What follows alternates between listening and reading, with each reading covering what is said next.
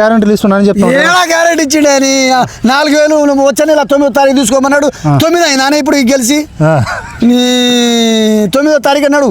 ఇప్పుడు ఏది వృద్ధాప్య పింఛన్ 9వ తారీఖు తీసుకొని ఇప్పుడు నేను రాజీవ్ గాంధీ రాహుల్ గాంధీ తోటి నేను సంఘం పెడతా అన్నాడు.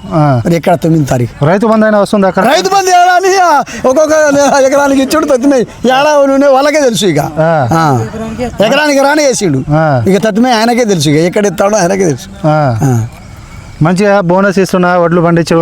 ఏదే బోనస్ అప్పుడు ఇచ్చిండు. బోనస్ మాన ఇచ్చుడు వడ్లకు. వానాకాలం ఇచ్చుడు. ఇప్పుడు బోనస్ ఇస్తలేడు. నిన్న యాసింగ్ ఏ పని ఇచ్చిండు ఇయ్యలే. ఇప్పుడు సార్ ఇయ్యాడు. ఇస్తాడా ఇప్పుడు ఇయ్యాడు. మాటలకే మీ సొంత పైసలు పెట్టుకొని లారీ మాట్లాడుకొని బస్సులు లోడ్ చేసుకుంటారు. గతంలో ఉండేనా ఇట్లా? గతంలో ఏది ₹1 ఇచ్చుడు లేదే.